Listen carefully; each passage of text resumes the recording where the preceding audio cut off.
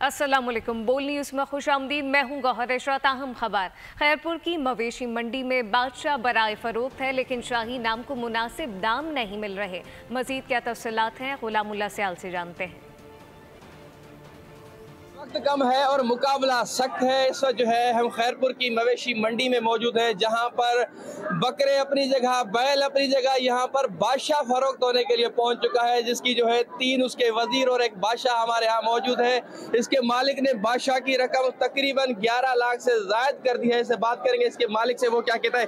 चाचा क्या कहेंगे, बादशाह वजीरों के साथ बिकने आ गया? बिकने आया, बादशाह वजीर को साथ बिकने आया है। इसको खीर पिलाया है, इसको बादाम खिलाया है, बहुत मेहनत की है। कितने साल पाला है इसको 3 साल पाले हैं भाईजान।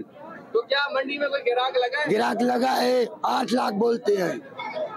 हाँ जी, बिल्कुल यही कहना है मालिक का। देख सकते हैं इसके यहाँ पर लिखा हुआ है बादशाह। बादशाह अपने तीनों वजीरों के हमरा जो है यहाँ पर खैरपुर की मंडी में जो है बिकने पहुंच चुका है, और बादशाह का कोई दाम नहीं लग रहा है। वजह यह है कि यहाँ पर जो है महंगाई का राज है। शुक्रिया।